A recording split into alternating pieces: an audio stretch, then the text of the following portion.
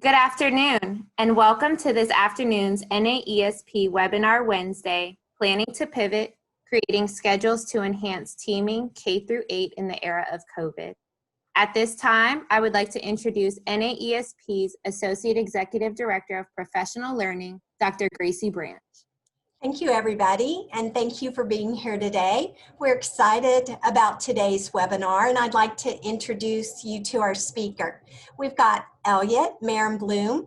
Elliot is an educational consultant. He retired from Baltimore County Public Schools in Maryland, and during his career, he really has done it all, from being a classroom teacher, a school counselor, an assistant principal, a head principal, director of middle school instruction, and an area director. He is also the co-author of 3 books on scheduling: Making Creative Schedules Work in Middle and High Schools, Creative Scheduling for Diverse Populations in Middle and High School, and the Educational Leader's Guide for School Scheduling Strategies Addressing grades K through 12. And we discussed before we came on, we know that school schedules are an important part of our work with students. So thank you for being with us today, Elliot, and I'm going to turn it over to you. Thank you very much. Good afternoon, everyone. Hope all are well. It's a real pleasure to be with you and to share thoughts about an idea in education that is very, very important to me, and I'm sure is important to you. In an era of COVID, we need to be able to plan accordingly to pivot. And so that's one part of our presentation.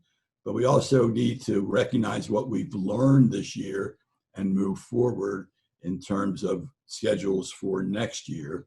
And within that goal for next year, we want to enhance the teaming, collaboration, cohort function in the elementary and middle schools. Some of you may have experienced a full in-person model from the beginning of the school year or sometime during the school year. And in those cases, students were able to be in the building on a full-time basis with the master schedule that had been created in hopes that you would in fact be in the building for all of, or most of, or some of this 2021 school year. Some of you have been on a virtual model where students have really been learning somewhat independently and somewhat through the guidance of their teachers using the technology that is available. And I want to commend those communities that work so hard to put together the opportunities for students to have computers or Chromebooks so they could maximize the learning process. Some of you have been able to have a hybrid program during the course of the year. Some of you may be on a hybrid model now. In the state of Maryland, they're talking about, or at least some districts are talking about, moving more toward a hybrid model. In essence, the key piece that we want to focus on is the opportunity to pivot. Where were you the opening day of school?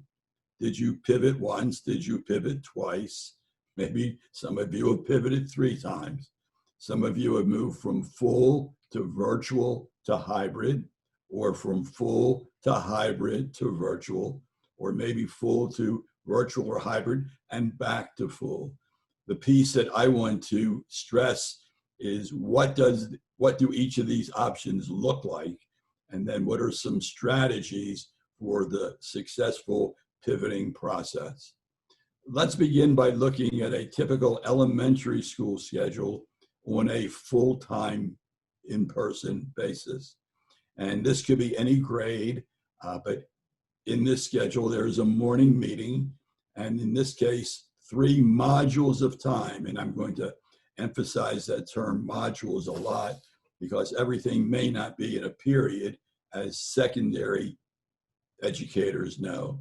So in this situation, the class or all the classes of that grade level could have had a 3-module reading language arts program, and then a special or an exploratory or an elective, whatever terminology you use, where one day the class could be in art, one day the class could be in music, one day the class could be in physical education.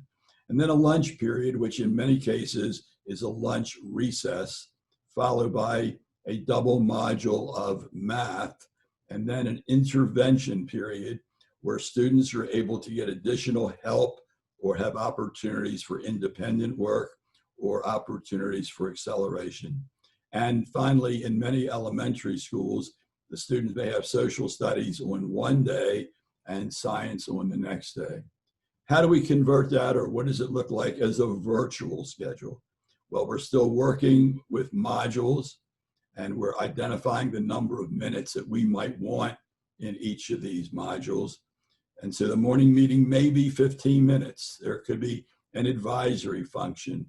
There could be something related to social emotional learning during that period of time.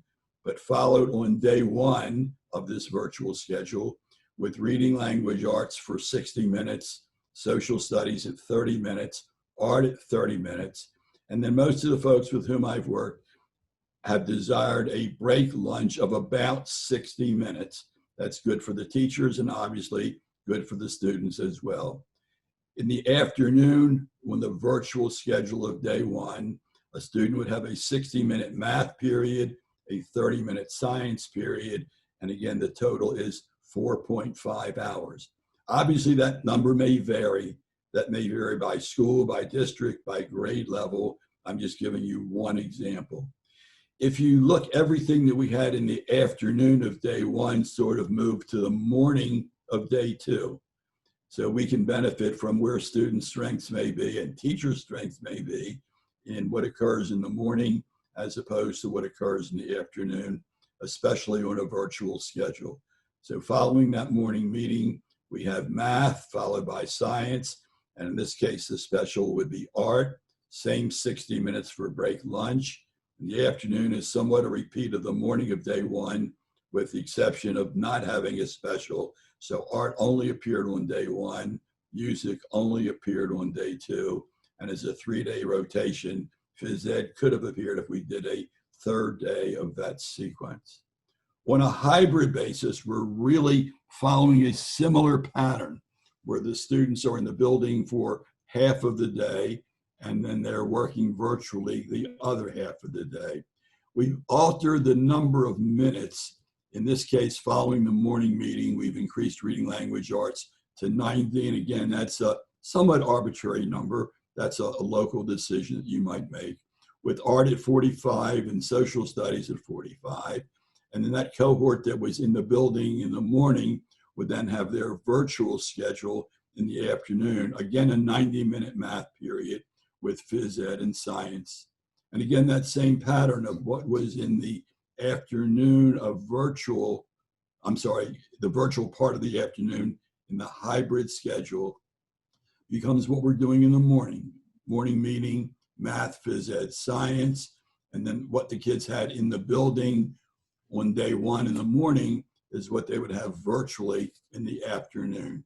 And that would be a sequence for elementary school. The middle level, and I use the term middle level because we're talking about 5, 6, 7, 8. We're talking about 6, 7, 8. We're talking about just 7, 8. And in this case, the schedule would have a double period of reading language arts, followed by social studies, followed by art music. And again, in this case, the periods are about of the same length. The modules are about of the same length, 45, 47, 50 minutes in duration. A defined lunch period, which is typically a lunch recess, a double math period, a science period, and then on day one, they would have technology, and day two, they would have phys ed. Again, a typical middle level schedule with 8 periods plus lunch. A number of middle schools are moving to, or have moved, I have to say that respectfully, have moved to a day one, day two schedule. And in that day one, day two schedule, on day one, the student would have reading language arts, social studies, and math and music or art on an alternating basis within the day one schedule. And then for day two, again, reading language arts, science, math, and tech phys ed. And if you're wondering about lunch, that happens during period 3. It might be the first 30 minutes or the last 30 minutes of period 3 of day 1 and period 7 of day 2. Let's convert that same schedule, which was full in person now, to a virtual model.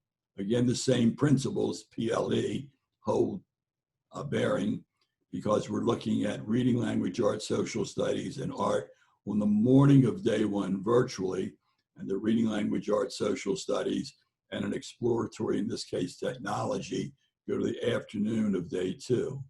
The afternoon in the virtual schedule of day 1, in essence, becomes the morning of the virtual schedule in day 2.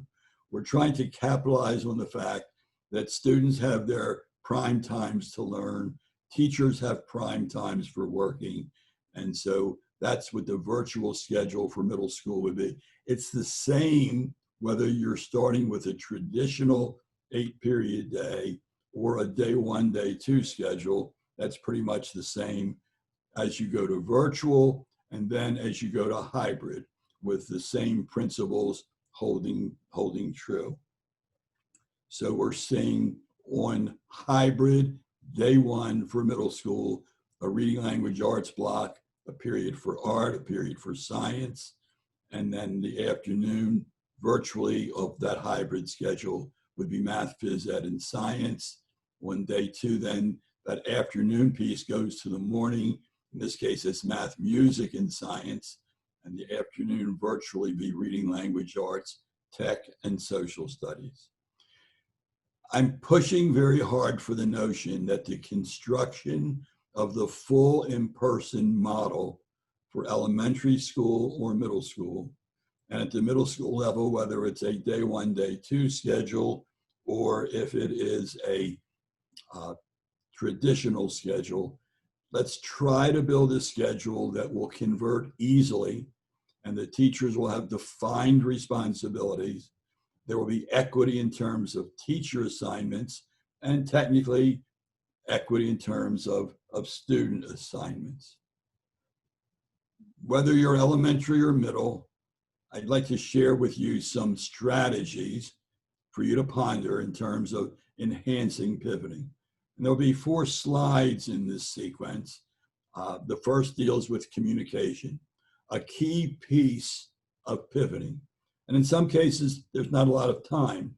I'm working with a school district that was hybrid the day before Thanksgiving, and because of an outbreak, went to virtual on the Monday after Thanksgiving.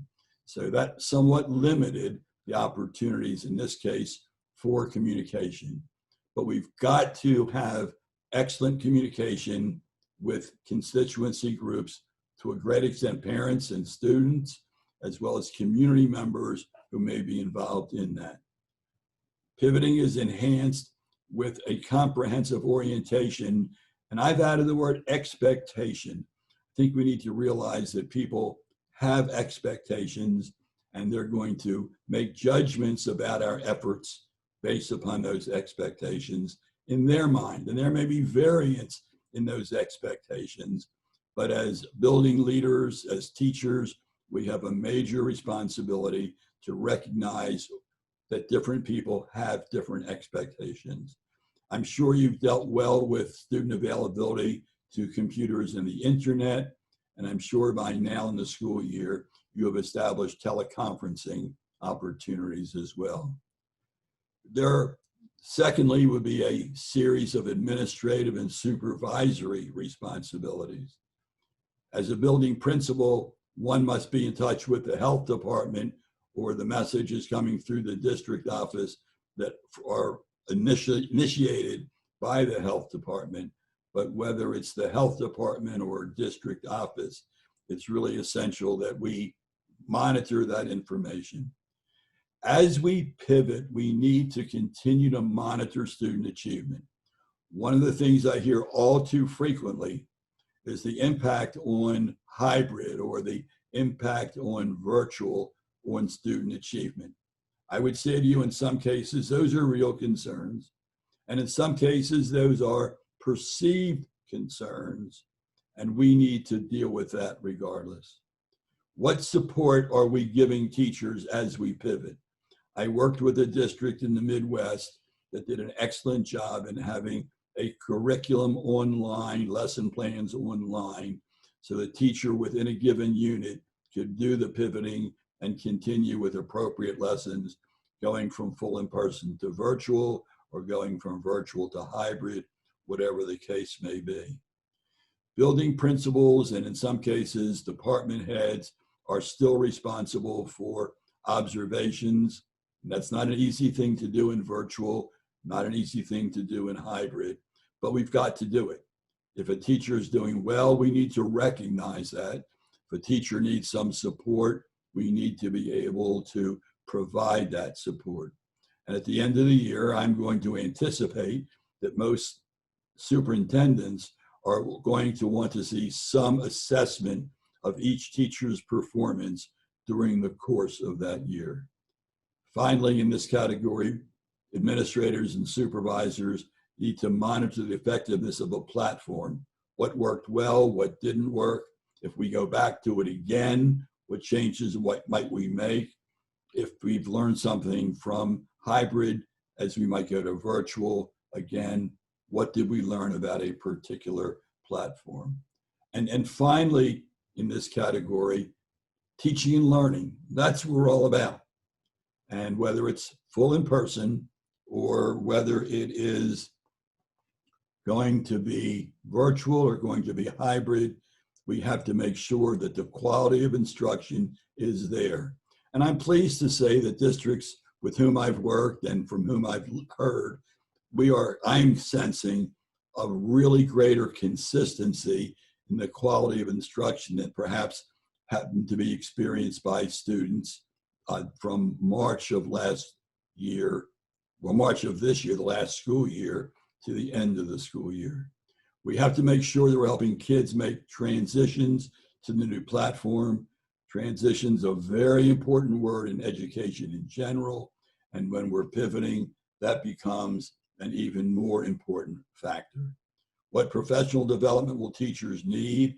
I spoke with a group today trying to set a date for our next meeting.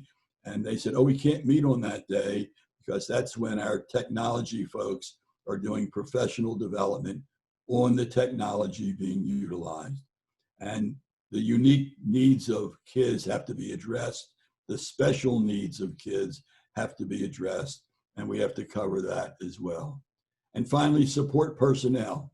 In many cases, they're the key to our success. What is it that we want the info tech people to do, whether it's supporting instructional strategies or helping us to maintain our records that we need for local, state, or national reporting.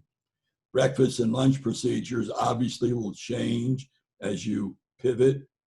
What is the responsibility of security personnel, of custodial personnel, of transportation personnel? I worked with a district recently that was making a major change in how they scheduled for instruction. And those individuals who are called security really were helping kids throughout the building to figure out where they needed to be in a hybrid situation or a full in-person situation. And those individuals really contributed greatly to the success of that pivot. And then reporting attendance. One would not think that's an important issue. I think you'd all agree with me that it really is.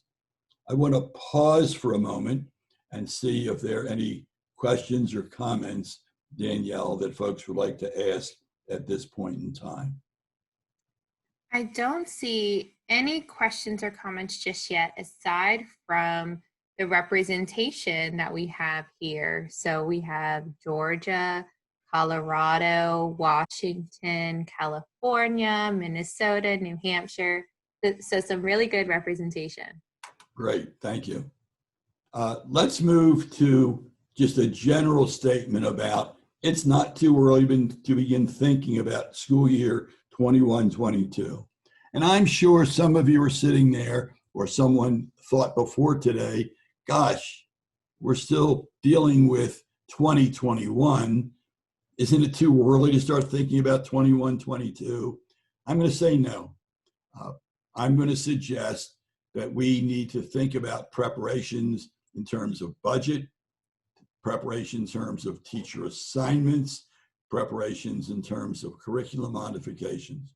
And so in essence, what I want you to think about is what conclusions have you reached about the strengths and weaknesses of your platform's experience.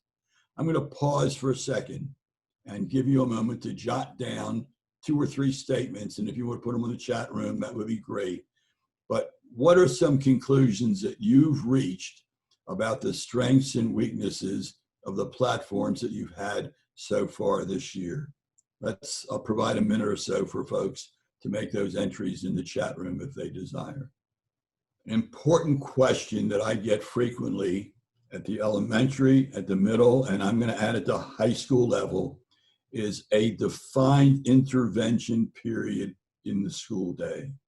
Is there a time within one teacher's classroom for all the teachers of a grade level of an elementary school, for all the teachers of an interdisciplinary team or cohort at the middle school level to have an intervention period? Perhaps you're using the term RTI, MTSS, SRBI, if you're in New York State, even your AIS program. And if I've omitted your name for an intervention period, I apologize and feel free to enter it into the chat room as well. But I'm going to show you some models first at the elementary level and then at the middle school level with a defined time to work with kids on their weaknesses, give students opportunities for enrichment and acceleration. But we need to do this during the course of the school day.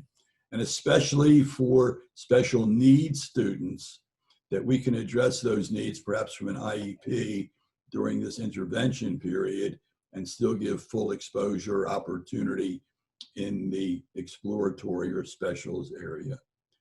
It's not too early to start thinking about reductions in funding. Again, working with the superintendent who's keenly aware of that. And we're going to approach scheduling differently because we have to look at possible reductions this early. Whether those reductions are local or state or federal, there could be some reductions. At both the elementary and middle school level, I want to talk about team structures a little bit, collaboration, time for teachers to work together, time for teachers to support each other. And I'm going to have some specific examples to share with you. And teaming or cohorts are only as effective as the common planning time provided teachers during the course of the regular school day. We need to talk about how IEPs will be written in light of pivoting. We can't ignore what's written in an IEP because we've pivoted from full in-person to virtual. We need to address the needs of special needs students. And in light of COVID-19, I'm strongly urging, and this is the second of many times I'm going to say, build a schedule thinking about full in-person for 21-22, but be prepared to pivot as necessary. Let's focus for a while on elementary school. And maybe that's the typical picture of an elementary school teacher with the books and the pencils. And certainly I must indicate how important teachers are at both the elementary and the middle level. They're the key to student success, and we need to respect that and support that as much as possible. Let's take a look at then some steps in building a schedule for elementary school. And I'm going to look at K5 or 6 and then make some comments. I think I have a slide for K8 to share with you as well. Suggest that you start at the elementary schedule to review what I'm calling a curriculum chart and identify for each grade what you want the exact number of minutes to be for reading language arts, for math, for intervention. If you have a special time designated for social emotional learning, to build that in. In many cases, the number of minutes for specials is directly related to the number of minutes a teacher is to have non-contact or planning time during the day.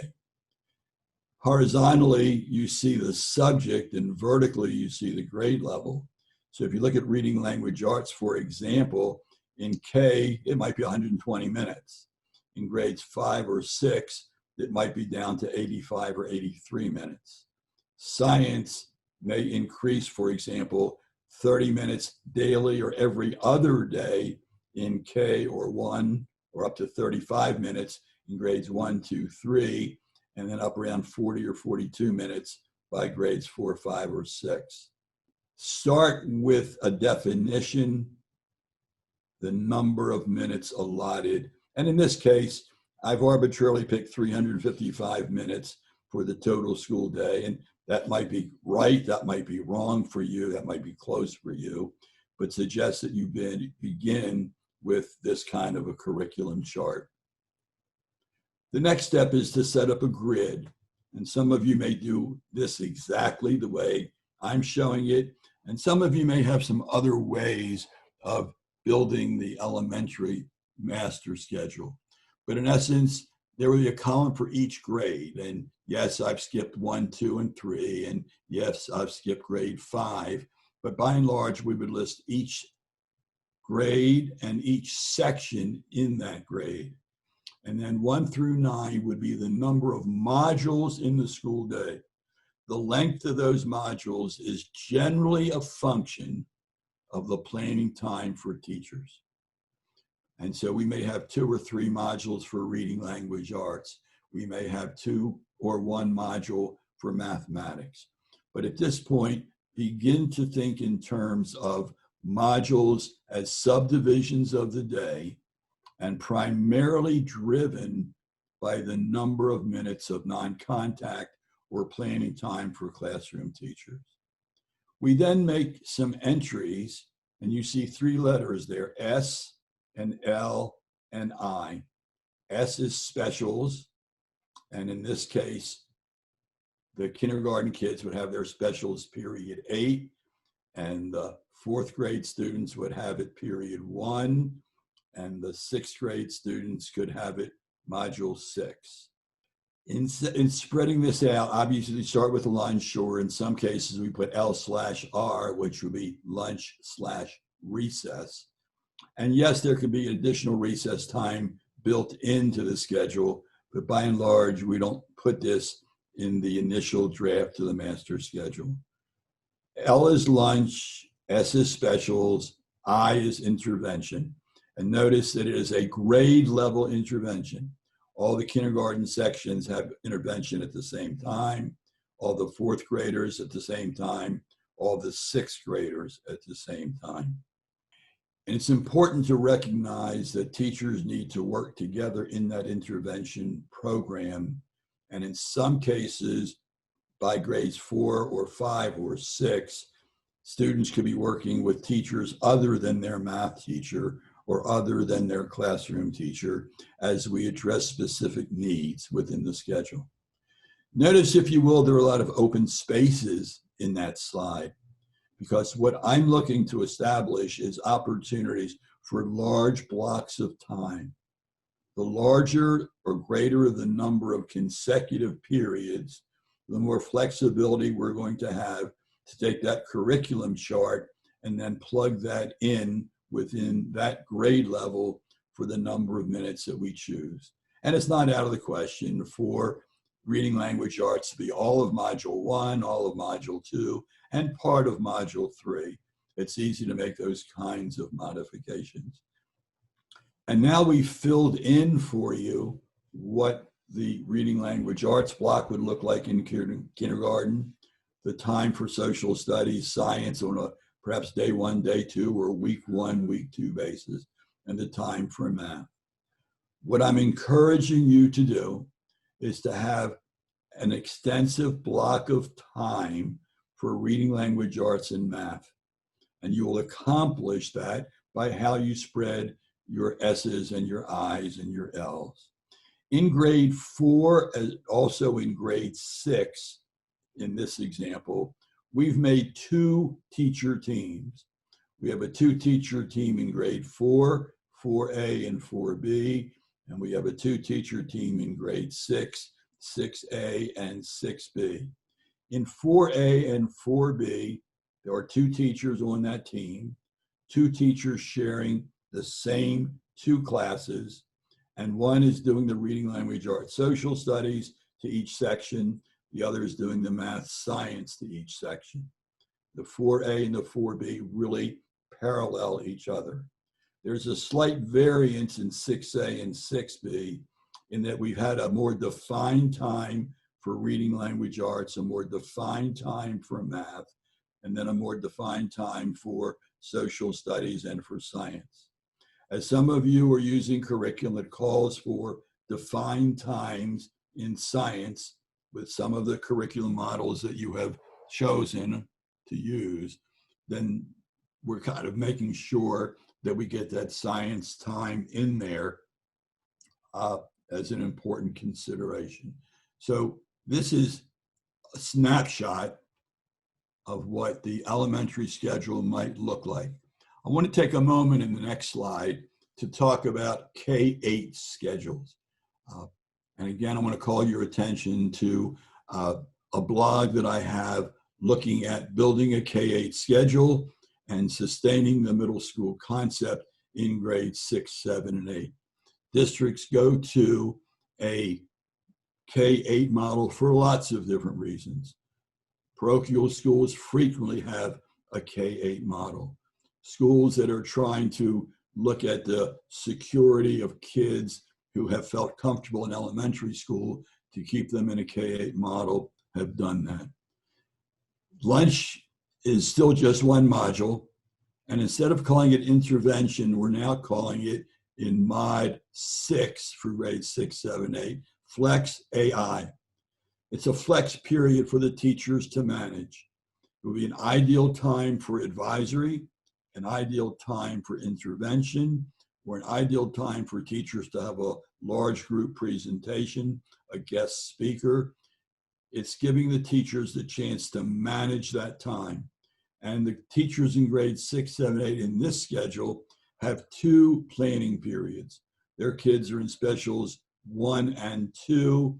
Typically, one of those could well be a common planning period, and one of those could be what I would call a personal or unencumbered planning period, obviously dependent upon the contract and the wording of that contract for the teacher's workday. In some cases, one teacher does reading, language, arts to all 3 sections. One does math for all 3 sections. One does science for all 3 sections. And there needs to be some flexibility because in this particular schedule, because we wanted to show the Flex AI, because we wanted to have double specials because of the requirements in some states for technology, family consumer science, art, music, physical education, that we don't have 6 core periods, we have 5. If there were 6, I could, as the reading, language, arts teacher, see each section for a double period. So there needs to be some flexibility, some rotations built into that. And so that's what we try to illustrate. The important point that I want to make is that in a K-8 school, let the schedule for grades 6, 7, and 8 be a natural extension of your pre-K or K through 5. And it's not out of the question for grades 5, 6, 7, and 8 to be on the middle school model as well. This illustration is of a 6, 7, 8. Again, Danielle, I think we're at a place where we can pause in terms of questions related to K5, K6, K8 schedules. Yes, Willie had asked, will you share a schedule for pre-K?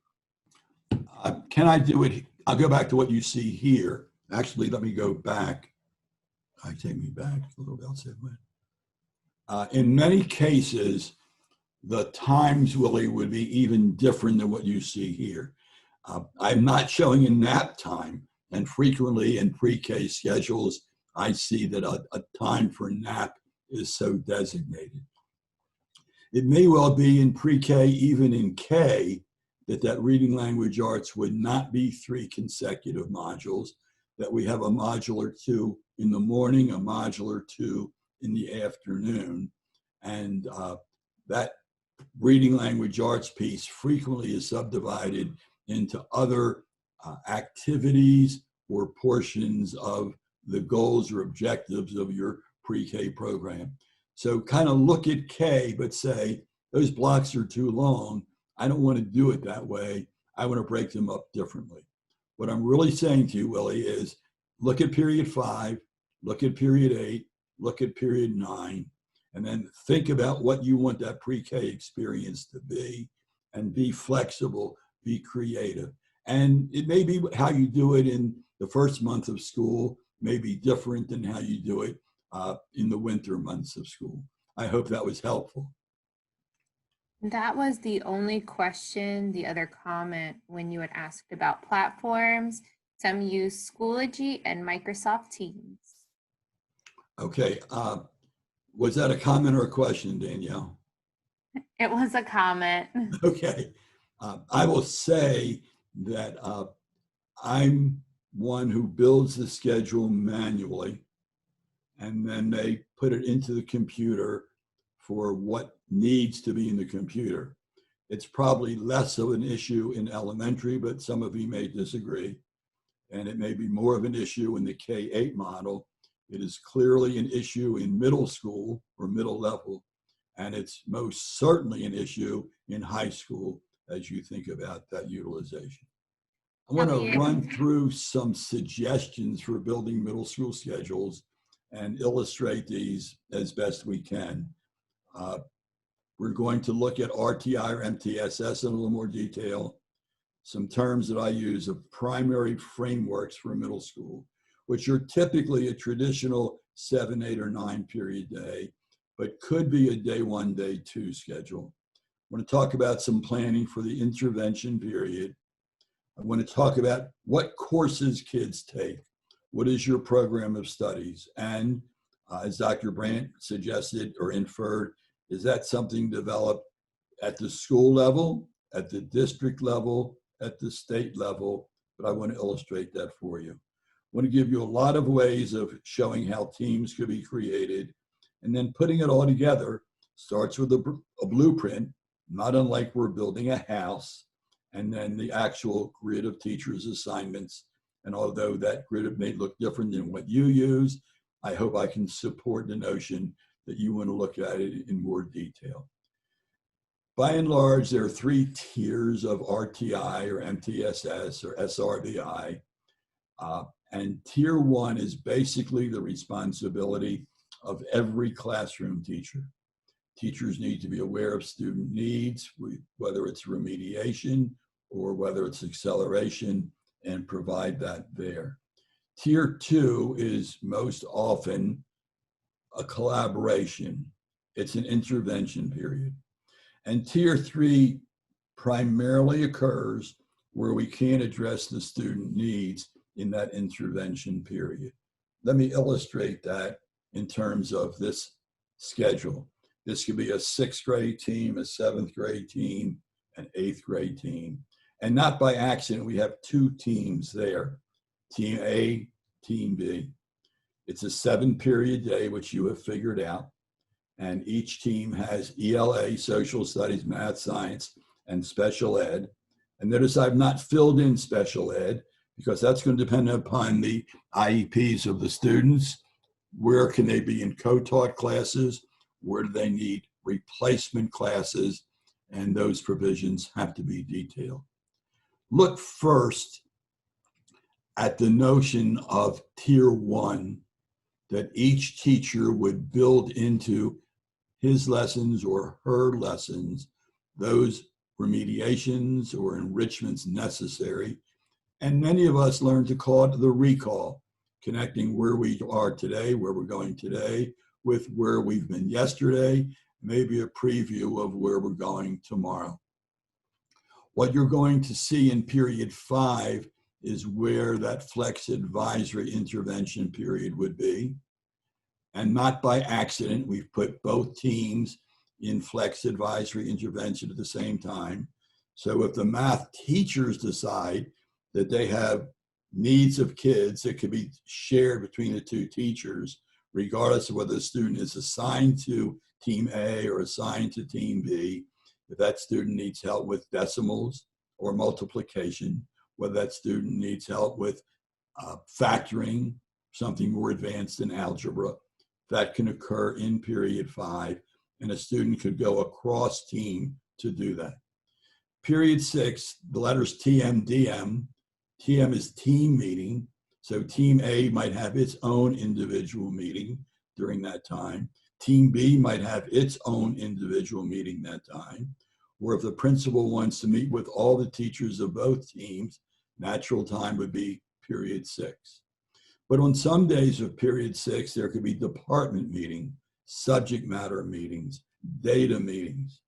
And it's a chance then for the 2 English teachers to talk to each other, or the 2 science teachers to talk to each other. At this point, we're looking primarily at horizontal articulation.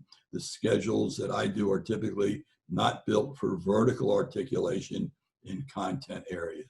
So we can build tiers 1 and 2 into periods 1 through 4 for tier 1, period 5 for tier 2, and kids who are going to need additional intervention could occur during that exploratory time. In period 6 and 7, kids would be in art, music, phys ed, technology, computers, whatever courses you're offering as part of what you may call the specials, the electives, the encore periods of the day. I want to talk about 2 different models that are typically used to organize middle schools. Many middle schools are on a traditional 7-period day. I'm working with a group now that pretty much is probably going to eventually decide to do a traditional day because of the programs they want to offer and the detail of the teacher's contract. And we must follow that and work within that. But in this traditional day, each class might be about 40 to 45 minutes. But again, it looks like a typical secondary school schedule, and not unlike the one I showed you earlier when we talked about the pivoting part of our presentation. This is an example of a day 1, day 2 schedule. And in this case, a teacher, let me look at that English teacher schedule with you for a period of time. That teacher is teaching 5 different sections. 3 will meet on day 1 at about 80 to 90 minutes each. And 2 will be on day 2, again at 80 to 90 minutes each. The science teacher will see each of the 5 sections. Again, 3 on day 1, 2 on day 2. And I'm clearly not encouraging that the class travel together throughout the day. Notice that some kids may be in algebra, some may be in geometry. Notice that some kids may be in Spanish 1, some kids may be in Spanish 2. I would like a student to stay within that team for all of those subjects. And each class, as I said, is 80 to 90 minutes. I'm sure at least one of you are saying, oh my goodness, he forgot about lunch. I don't forget about lunch ever. And so therefore, period 3 and period 7 are extended by an additional 30 minutes. And so some of the teachers and students would eat before period 3 and then have their 90 minutes of class. Some would have their 90 minutes of class and then do lunch. And some would have it split, about 40 minutes of class, about 30 minutes of lunch, and then another 30 minutes of class. Phys ed teachers, don't worry. I would do my best not to have you work with a split class. I'm not sure how I would manage it when students are dressing out for phys ed, then go to lunch, and then come back. There are too many questions that are raised there. In this particular schedule, I'm a little more specific in terms of the special ed piece.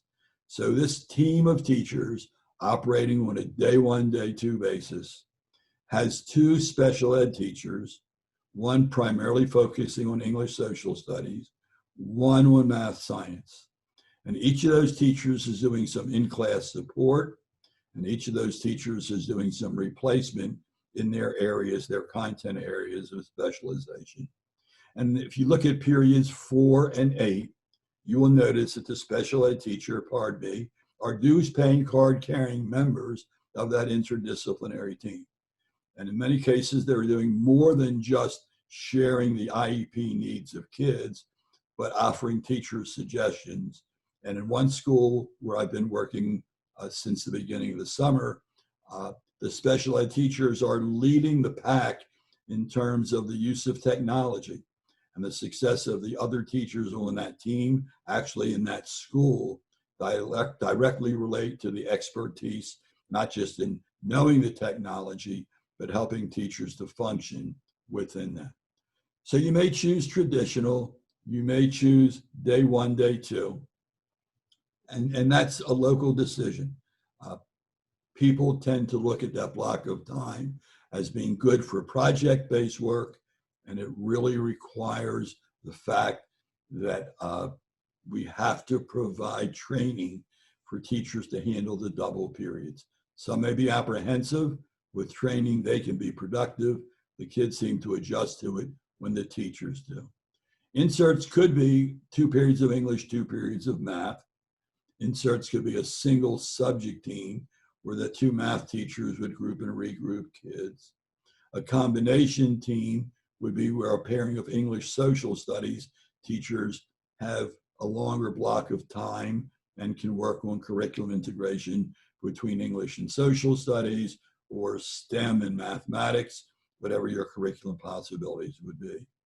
I will be candid with you. I strongly urge you to look at something that I call interdisciplinary maximum flexibility. It's creating a team where the same 4 or 5 teachers have the same 4 or 5 students in the same periods of the day, and in fact, have a common planning time.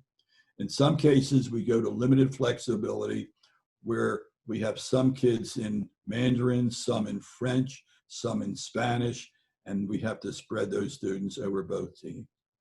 Finally, I want to encourage you very much to provide a common planning time for your exploratory teachers.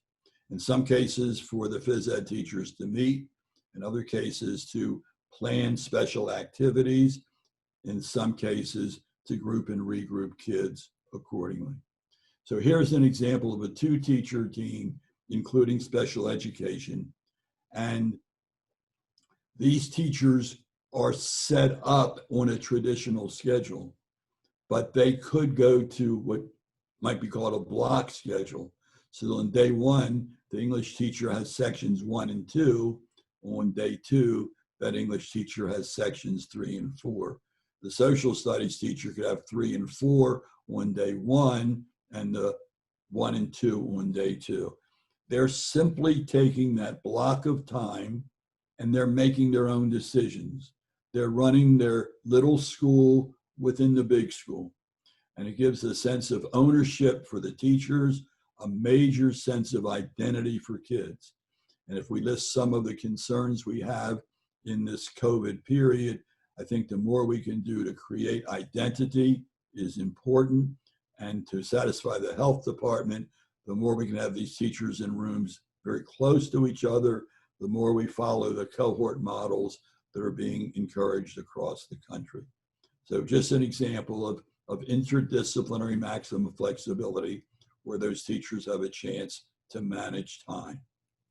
I've never built a schedule that I couldn't do unless they didn't have a firm program of studies. Program of studies is exactly what we want kids to get. I was working in upstate New York. It was a wonderful setting. And I said to the principal, I want to help you, but tell me, what do you want the kids programmed to be? And he paused. He wasn't sure what I meant. And so I said, let's talk about the core block, the interdisciplinary team. What do we want kids to get? And what is the frequency of those meetings? In this case, look at that total core line, because kids are getting 30 periods a week in the core portion of the schedule. And some of you may have said, wait a minute, Elliot, we can't teach 30 periods per week. Well, my answer is some can and some can't. In the next slide, you're going to see it for 25 periods per week. But that core block should be equal to the number of periods per day, per week that a teacher teaches contractually, excluding lunch, excluding planning time, excluding other duties that may be there. In this case, reading language arts, can we back up a second, please?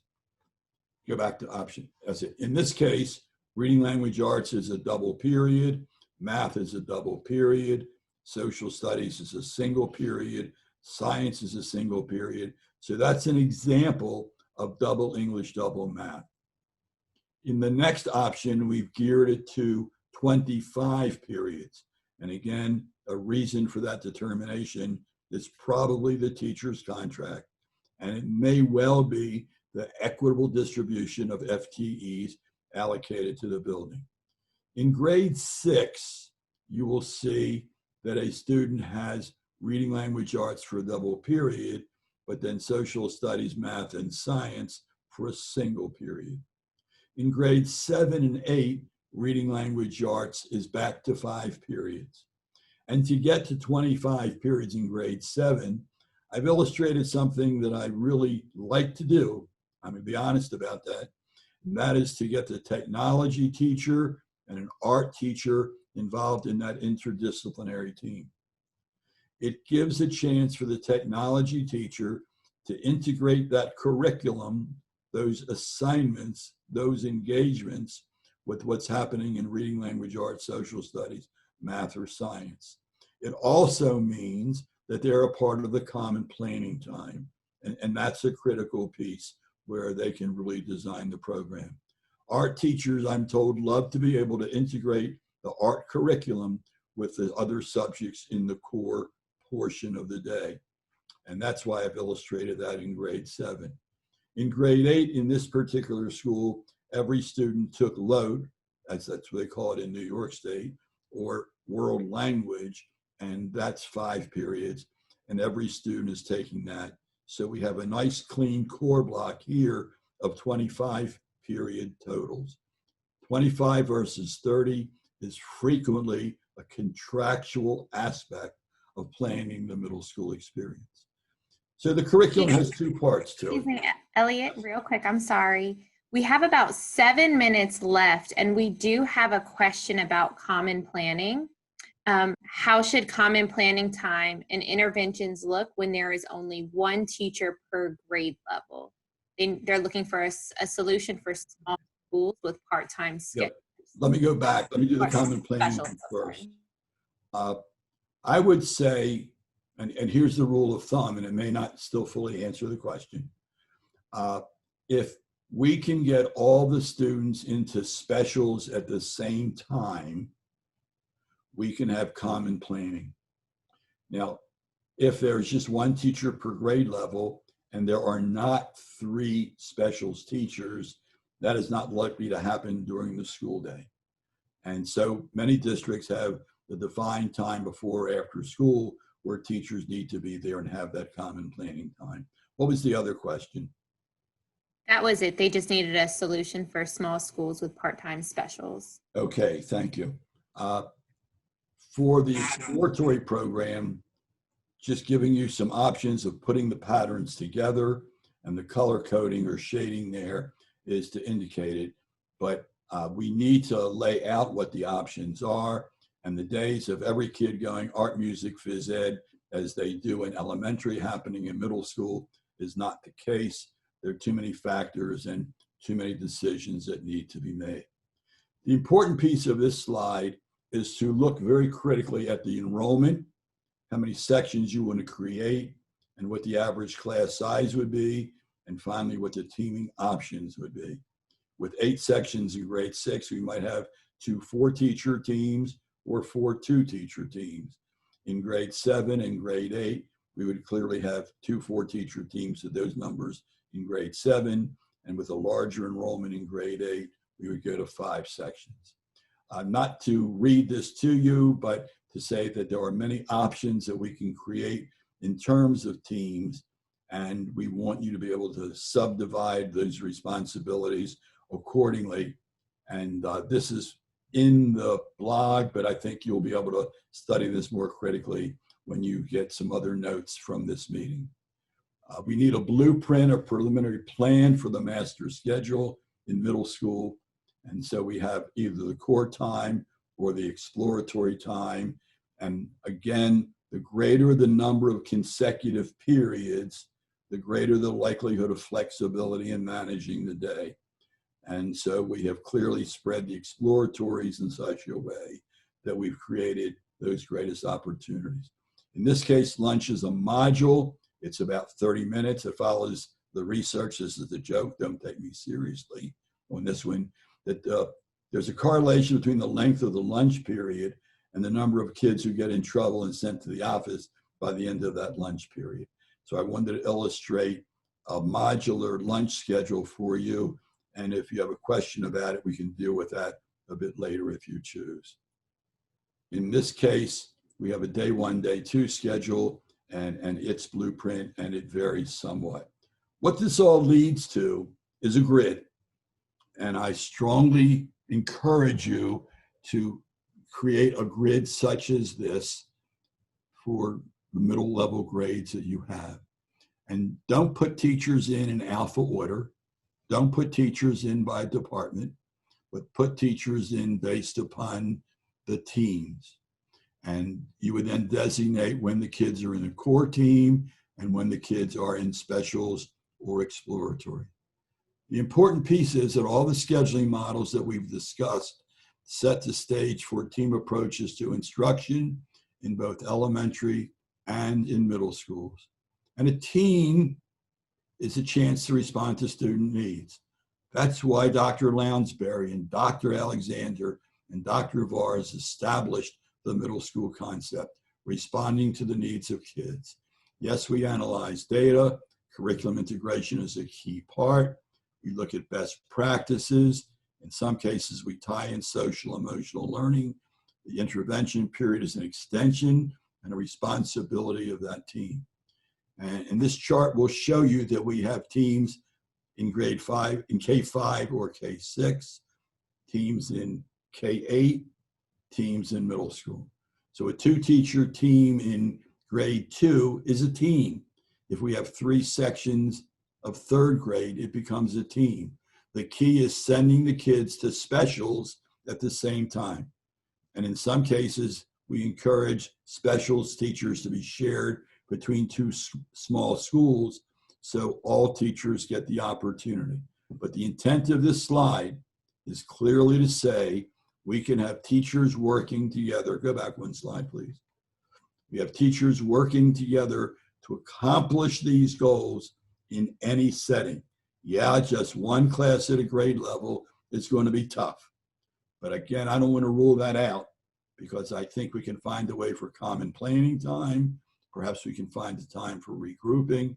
Perhaps we can find an opportunity for flexibility. Can you now take a few minutes to enter into the chat room before we do the questions and answers, if that's okay, Danielle? Can you enter in what for you has been the most meaningful part of the webinar?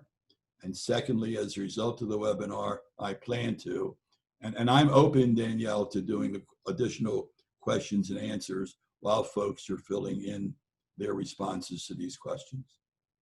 One question was, what should the drivers of the pre-K-8 schedule be?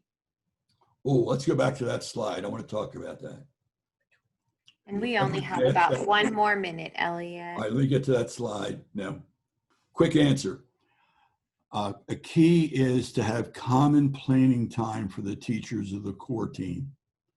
A key is to recognize what the uniqueness of the middle school concept is. A key is to spread the specials and lunch and intervention to bring together the shading that you see for core in grades 6, 7, and 8. A key to it is for the teachers to recognize that in some way 6, 7, 8 will be similar to pre-K through 5, but in some ways different. And based upon the curriculum chart, and I'm not going to go back to that now, but based upon the curriculum chart, as you define how much time is needed for each content area, that becomes a crucial piece. Thank you, Elliot. We've reached the end of our time. Do you have one more parting piece of advice for our participants today? I do. And the parting advice is to read this quote from Robert Meehan. The most valuable resource that all teachers have is each other. And without collaboration, our growth is limited to our own perspectives. I then want to share with you the 3 words that have been the key to my success in helping schools in building schedules. And those 3 words are move the variables. I repeat, move the variable. Nothing is etched in concrete. Things can move around. What's best? Don't wait till the night before school starts for the 21-22 school year and build your schedule. It's not too early to get started. Thank you. Thank you, Elliot, for being with us today. You shared a lot of valuable advice about a hard concept to put into practice, getting that best schedule for our schools. So we really appreciate your time today. Thank you. I appreciate that. You're most welcome. Thank you.